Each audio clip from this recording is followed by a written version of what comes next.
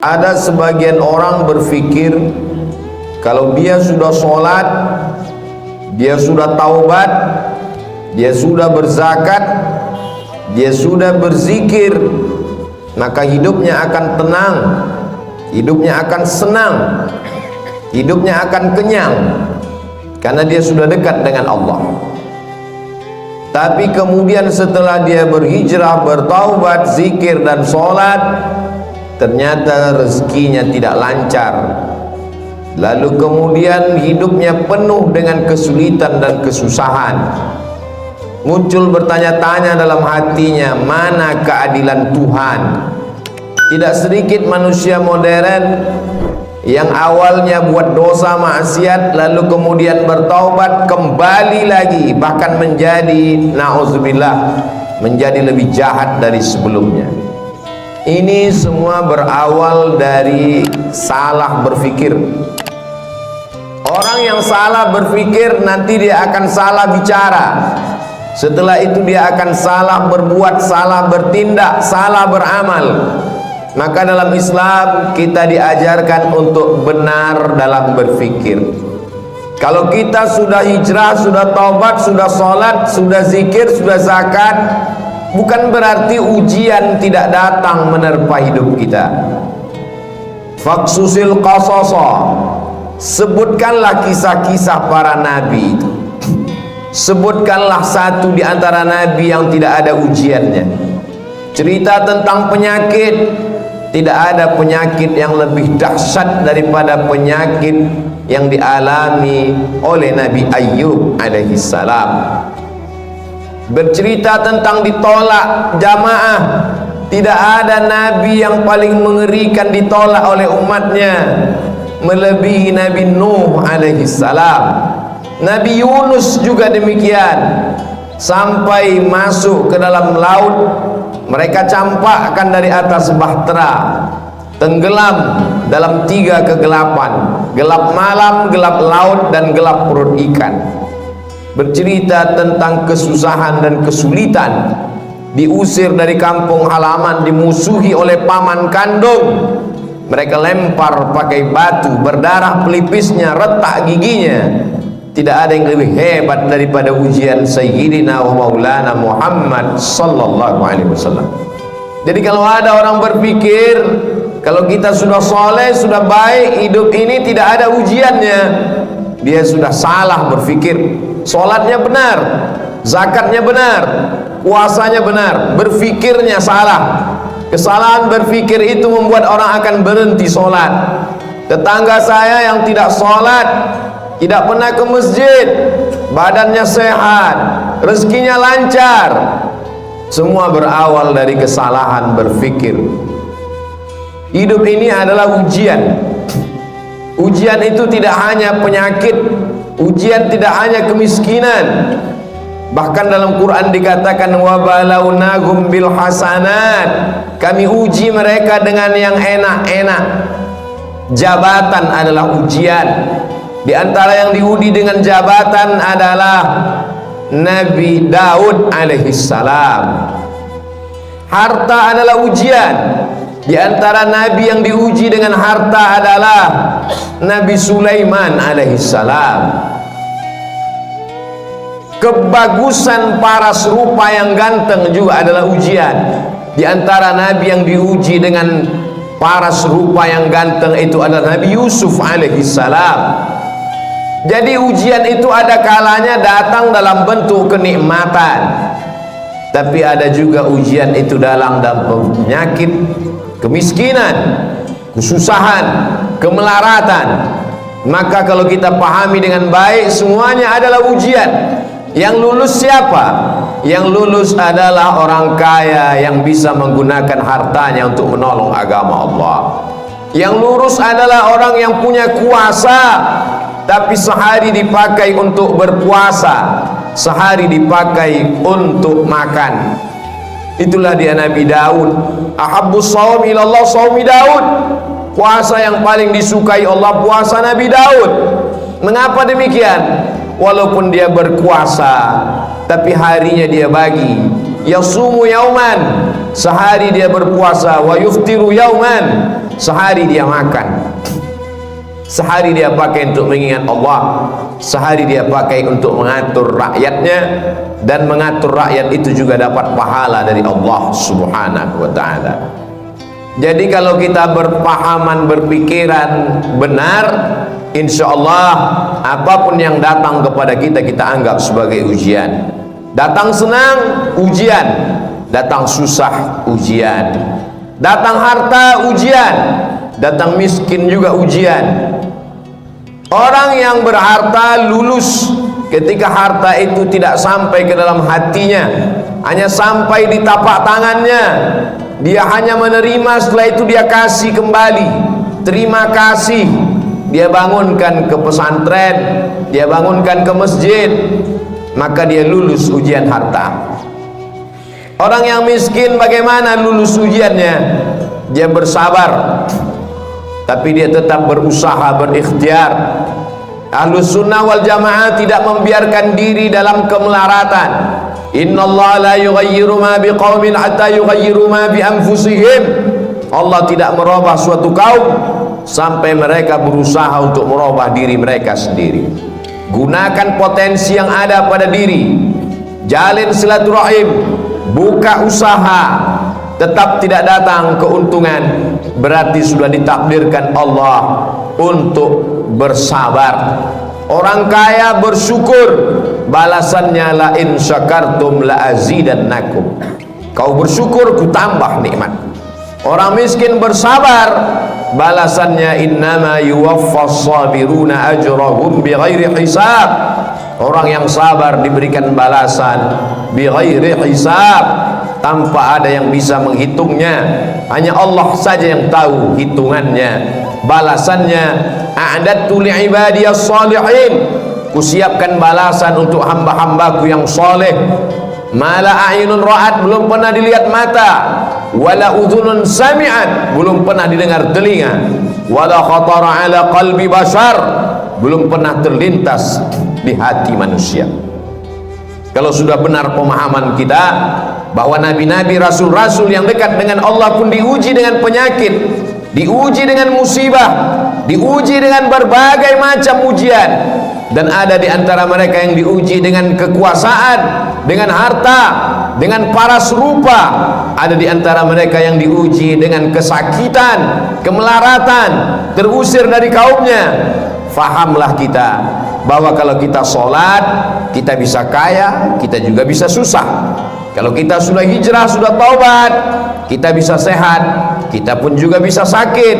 Sehingga kalau sudah hijrah, sudah taubat, datang penyakit silih berganti, datang ujian, bisnisnya jatuh, sholatnya tidak berhenti, dia tidak merajuk, tidak ngambek, tidak marah kepada Allah, karena dia tahu Allah menguji aku. Liyabluwani, Allah sedang menguji aku.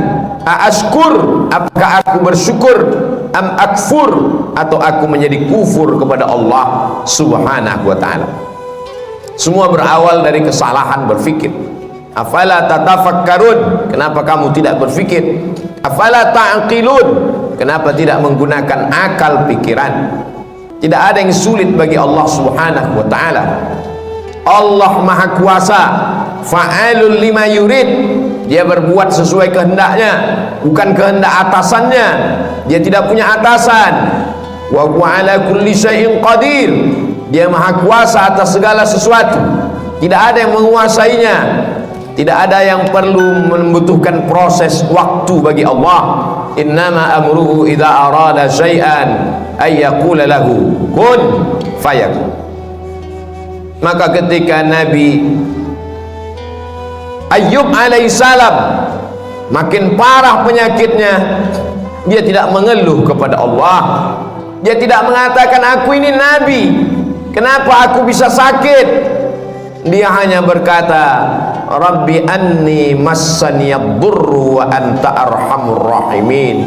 Rabbi, ya Allah, anni, aku, massaniyad-durru, aku kena penyakit, wa anta arhamur rahimin, engkau maha penyayang di antara yang sayang. Kalau kita teliti satu persatu doa Nabi Ayyub itu, tidak ada dia minta sembuh, Rabbi, ya Allah, anni, sesungguhnya aku, massaniyad durru, aku kena penyakit, wa anta arhamur rahimin, engkau maha penyayang di antara yang sayang. Lalu di mana kita yang meneteskan air mata hanya karena sesuatu yang belum ada apa-apanya dibandingkan Nabi Ayyub alaihissalam? Anaknya meninggal, kebunnya kering kerontang, hujan tidak turun, binatang ternaknya mati semua, malang tak dapat ditolak, untung tak dapat diraih, penyakit datang silih berganti. Imannya tidak berubah, dia malu meminta kepada Allah Subhanahu wa ta'ala. Begitu juga ketika Nabi Yunus alaihissalam masuk ke dalam perut ikan, dia tidak ada mengeluh, dia tidak ada meminta kepada Allah, dia hanya berkata la ilaha illa anta subhanak inni kuntu minadh dhalimin. Sekarang kita teliti satu-satu perkata doanya itu. La ilaha, tiada Tuhan, illa anta, melainkan engkau, subhanak, maha suci engkau, inni, sesungguhnya aku, kuntu minadh dhalimin, aku termasuk orang yang zalim. Tidak ada dia minta keluarkan aku dari perut ikan ini, ya Allah, aku ini nabi, kenapa aku terusir dari kampungku? Mengapa aku ketika diundi di antara para penumpang kapal, kenapa namaku yang keluar sehingga aku yang terbuang? Kenapa aku ditelan ikan? Tidak ada. Dia hanya berkata la ilaha illa anta subhanak inni kuntu minadh dhalimin. Mereka adalah orang-orang yang sudah putus hakikat tauhidnya. Bagi mereka diikuti umat dengan tidak diikuti sama saja, antara senang dengan lapar sama, karena yang memberikan kenyang juga dia, yang memberikan lapar juga dia. Hari ini begitu banyak orang yang berkata alhamdulillah ketika kenyang, lupa kepada Allah saat lapar. Atau ada juga terjadi sebaliknya, waktu lapar ingat Allah, setelah kenyang lupa kepada Allah. Yang kau minta saat kau susah, dia juga yang kau minta saat kau lapar. Yang kau minta saat kau senang, dia juga yang kau sembah saat kau susah. Allah, qul huwallah, dialah Allah. Tidak ada Tuhan baik, tidak ada Tuhan jahat. Seperti mereka yang mengatakan ada Tuhan yang baik, ada Tuhan yang jahat. Banyak sekali Tuhan-Tuhan yang disembah. Dalam Islam kita hanya meyakini la ilaha illallah, dialah yang maha baik. Kalau ada sesuatu yang tidak menyenangkan kita datang menimpa kita, menurut kita itu tidak baik, tapi menurut Allah itu baik. Hubungan kita dengan Allah dibangun dengan dua cara. Yang pertama husnuzan, kita sudah berusaha all out, mengerahkan segenap potensi diri, terjadi tidak sesuai dengan yang diinginkan, kita hanya mampu berhusnuzan kepada Allah. Berarti Allah punya rencana yang lebih baik, yang lebih indah daripada rencana kita. Puncak daripada hubungan pada Allah adalah ridha. Makanya sebelum matahari terbit, di awal hari kita sudah mengatakan raditu billahi rabba, aku ridha kepada engkau ya Allah. Apapun yang kau berikan kepadaku, aku ridha. Kau berikan sehat, aku ridha. Kau berikan sakit, aku pun ridha. Tapi tetap berusaha berobat. Kau berikan aku kaya, aku ridha. Kau berikan susah, aku tetap juga ridha. Namun tetap berusaha, berikhtiar, membuka segala usaha.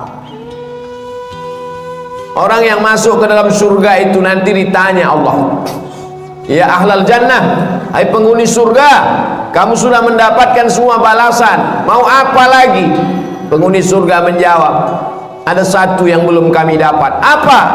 Ridhaka, kami belum dapat ridhamu. Yang lain kami sudah dapat. Kata Allah, yang dapat ridhaku cuma satu, orang yang ridha menerima takdir. Maka maqam yang paling tinggi adalah maqam ridha. Nabi Muhammad sampai ke maqam itu. Wala saufa yu'tika rabbuka fatarda. Allah memberikan apapun yang kau mau. Kenapa? Karena engkau ridha. Man lam yarda biqada'i, siapa yang tidak ridha menerima takdirku, walam yasbir bibalai, tidak sabar menerima ujianku, falyatlub rabban siwaya, carilah Tuhan selain aku. Syirik, kafir, murtad, na'udzubillah wal iyazubillah. Allah menyelamatkan kita sampai anak cucu kita hingga hari kiamat daripada berpaling daripada Allah hanya gara-gara tidak tahan menerima ujian. Tidak ada yang bisa menguatkan hati kita kecuali Allah. Wasta'inu, minta tolonglah kepada Allah, bisabri, dengan banyak-banyak sabar, wassalah, dengan banyak-banyak salat. Kalau ujian hidup ini berat, angkat kedua tangan. Besar ujian ini, lebih besar Allah. Allahu Akbar. Setelah itu katakan dalam hati, Allahu Akbar kabira. Tidak ada apa-apanya ujian ini, engkau lebih besar. Walhamdulillahi katsira, segala puji hanya milik engkau. Wa subhanallahi bukratan wa asila, pagi, petang, siang dan malam yang suci hanya engkau. Aku adalah makhluk yang kotor, banyak silap, banyak salah, banyak dosa.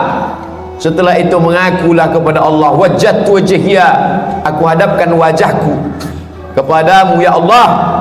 Wajjahtu wajhiya lilladzi fataras samawati wal arda hanifan musliman wa ma ana minal musyrikin. Serahkan semuanya pada Allah. Inna salati wa nusuki wa mahyaya wa mamati lillahi rabbil alamin. Jangan meminta kepada dukun, jangan minta kepada benda keramat. La syarika lahu wa bidzalika umirtu wa ana minal muslimin. Aku orang yang berserah diri kepadamu. Wala tamutunna illa wa antum muslimun. Jangan mati melainkan dalam keadaan muslim. Siapa muslim? Bersyahadat, salat, zakat, puasa, haji. Ya, tapi muslim yang sesungguhnya orang yang menyerahkan dirinya kepada Allah Subhanahu wa ta'ala.